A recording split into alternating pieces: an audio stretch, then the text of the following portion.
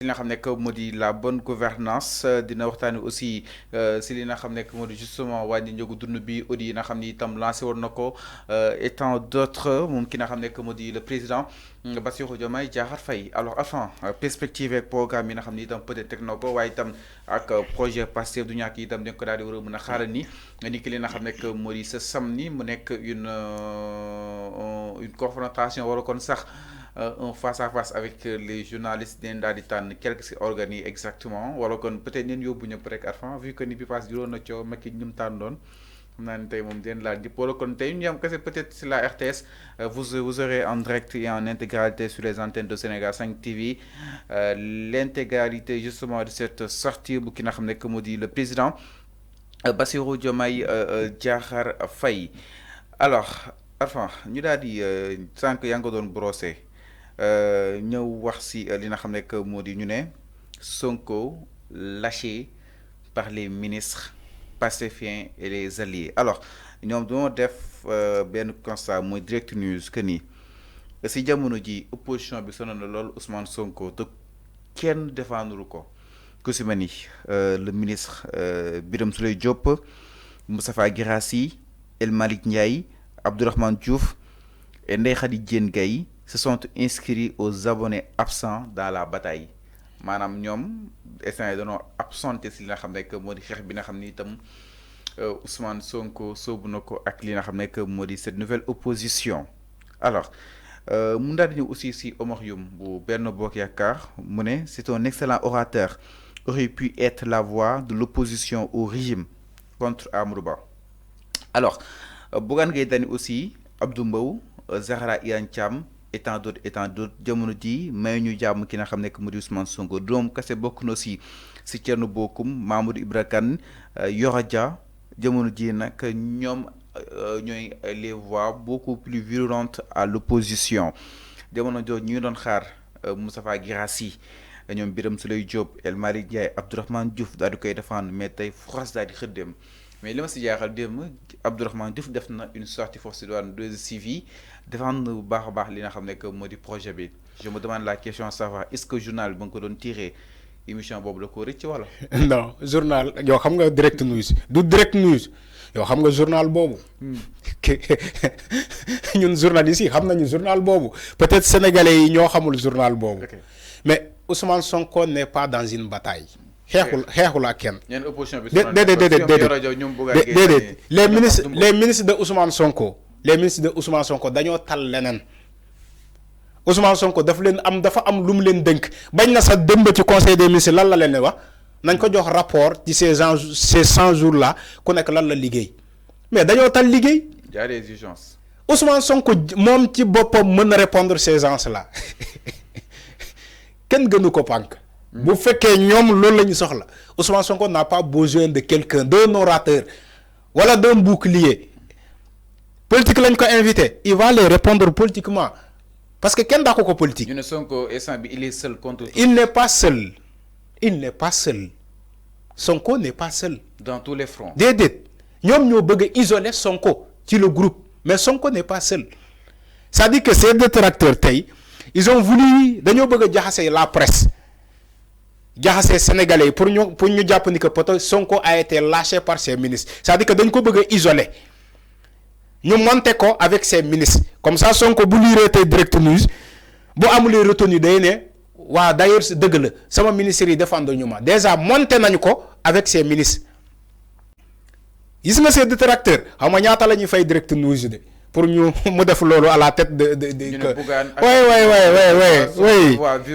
oui on sait comment ça se passe les journaux les publications là léeg-léeg nga ñëw fay en tête page tête bi nga ñëw fay pour ñu defal la li nga bëgg c'est des politiciens milliardaires qui sont dans l'opposition sañ nañu fay lu ne pour les journaux là ñu publier leen lu ñu bëgg loolu on n'en disconvient pas li ma lay wax nii lu leer ni midi ni midi la on a dans la nature.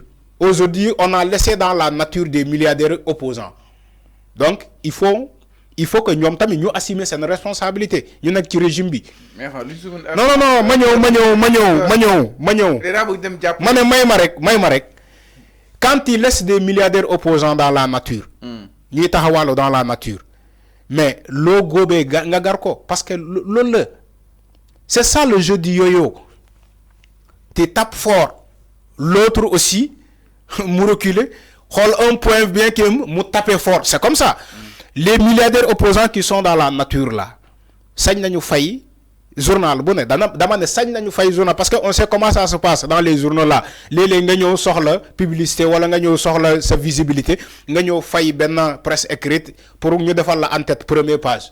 Ça se paye, c'est de l'argent.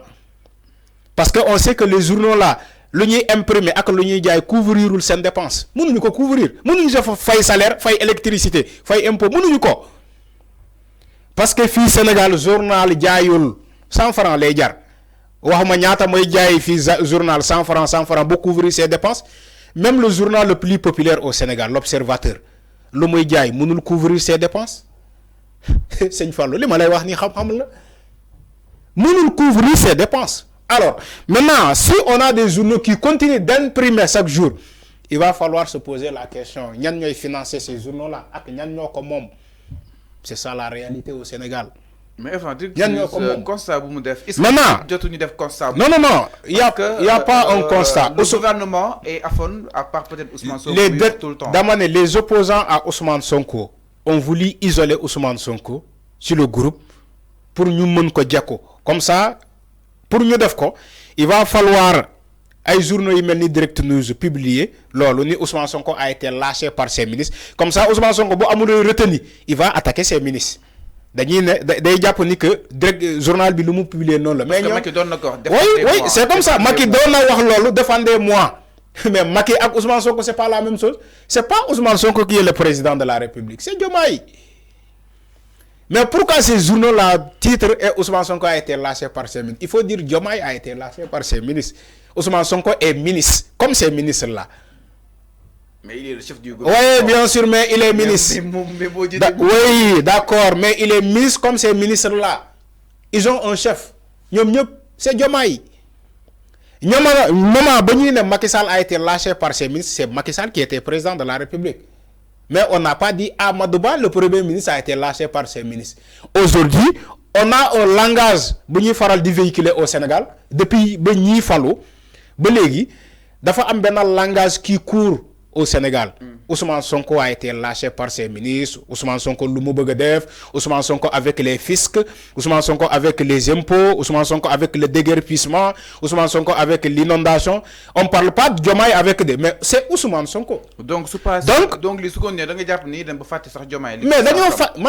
respecte Diomaye en fait. Les opposants de Diomaye respectent Sonko. Sonko lañ teg nit chaque jour ma wax ko. Mais quand on a un président de la République qui est élu au suffrage universel et qui est légitime, on ne parle pas de lui, on parle de son premier ministre. Mais à ton avis, c'est quoi? À ton avis, c'est quoi? Dama lay jox benn exemple. Benn nit mu ñëw Sénégal, xamul Sénégal. Mu ñëw vacances au Sénégal. Mu lire dans les journaux là, day yaakaar ni c'est Ousmane Sonko qui est le président de la République. Li may wax ni li amala. Un touriste bu ñëw Sénégal, xamul Sénégal. Il ne s'est pas renseigné au Sénégal. Il faut nous le Sénégal. Nous les journaux sénégalais pour lire, pour xam actualité. Mais il aura l'impression que c'est Ousmane Sonko qui est le président de la République de ce pays. Alors que non, c'est un simple premier ministre. Alors, Ousmane Sonko n'a pas besoin de quelqu'un pour se défendre. Yom xam nañu Ousmane Sonko bu baax. Gis nga ñi wax ni ci Ousmane Sonko. Ousmane Sonko du sen gan, xam nañu ko. Ousmane Sonko, ils étaient dans l'opposition avec cette personne-là, Ousmane Sonko. Nous ne l'avons pas dara. Gis nga ñi tire ci mom dañoo yag am haine ci Ousmane Sonko. Quand Ousmane Sonko disait que dans l'opposition, il y a des opposants qui travaillent pour Macky Sall. mais ñom ñoo nek tay di xex Ousmane Sonko. Ousmane Sonko xam na len, ñom xam nañu Sonko. Ah bon? Oui. Lolu mo am. Quand il parle des Bougane là, des autres là, nous savons Ousmane Sonko. Nous savons Ousmane Sonko. Ousmane Sonko du Sénégal. Donc, ce n'est pas Ousmane Sonko de chercher des renforts. Ousmane Sonko, c'est pas Ousmane Sonko. C'est pas Ousmane Sonko d'aller chercher des renforts pour se défendre politiquement. ñooñu ñu nekk ci opposition bi ñoom ñoo war a dem uti ay renfort pour se défendre wala pour opposer parce que il n'oppose pas il s'oppose. Donc Ousmane Sonko wéetul. déedéet il n'oppose pas xam nga keroog wax naa la fii il y a un problème au Sénégal entre s'opposer et opposer un régime. On oppose un régime mais on s'oppose pour soi, c'est tes intérêts. Bougane, c'est ce qu'il fait actuellement. Bougane s'oppose pour ses propres intérêts. Dafa yakamti. Bougane dafa yakamti trop. Ba ñi bari sax diko déclarer comme chef de l'opposition. Ko demul élection nan lay nekké chef de l'opposition. Parce que mom casquette bobu la bëgg jaayé yi ké dafa bëgg ñom da japp ni que mom sul na sa Amadou Ba, c'est mom le chef de l'opposition mom Bougane. Yow demoo élection nan ngay nekkee chef de l'opposition musoo léewatoo musoo dugg ci arène di bëri nga ne man mbër laa da ngay wër ci koñ yi dina man mbër laa te musuñu laa gis ci arène gis nga ñu nekkoon ci arène bi tàkk ci rib seen gemb yi tàkk ci rib suuf ne ko ñu di wax de am nañu fi doon wax gën a ëpp Lamine Bougane ba ñu demee ci géew gi gars yi def leen naka sudul noonu. Donc Bougane nekkul gars yi dóor leen ñu wàcc. dañ leen dóor fu ñu dëkk ñu wàcc. Donc Bougane nekkul risque si. Bougane c'est pas un risque. Bougane jusqu'à 2030 bu ñu ko bàyyee ak Sonko du mës a gagner élection au Sénégal moom ak Sonko c'est ce qu'il veut faire la rivalité entre moom ak Sonko bu ñu leen seetaanee ñoom ñaar jusqu'en 2060 il ne gagnera jamais des élections moom ak Sonko moom xam war na ko xam. Donc c'est à Bougane ñom ci ñu opposition bi ñom ñoo wara out renfort. C'est pas Ousmane Sonko qui est lancé par ses ministres. Ousmane Sonko falul ay ministres politiciens pour ñu défendre ko. Gis nga ministre bi lay défendre ministre politicien bi nga fal bo xamanté dafa am base politique. Il se défend politiquement. Okay. Mais ñom Ousmane Sonko falu ñu ay ministre politique. Ministre yi ñuy fal amuñu base politique. Xamuñu am na ñoo xamante ne sax defuñu politique. Defuñu politique. Ñu fal leen. Donc, il ne peut pas répondre. Nous ne défendre Ousmane Sonko dans une chaîne politique parce que c'est des technocrates. Qu'est-ce qu'ils sentent ces ministres-là? Liguey. Donc, liguey, focus, liguey. Sénégalais, ñoo tax ñu fal leen. Donc, liguey leen. Mais xaaruñu ci yenn ministres yi pour ngeen dem jàppale Ousmane Sonko pour mu daaga santé ci seen politique bi kenn xaarul leen ko non mais les opposants yi li ñuy def nii daaga santé la on tire pas un bilan dans 100 jours 100 jours on tire pas un bilan dinaan liggéeyul lii liggéeyul lële c'est pas comme ça alors c'est clair donc mi ngi noonu man ñu kon nag yi fii nag xaw naa tar entre l'opposition ak li nga xam ne que moo di le pouvoir alors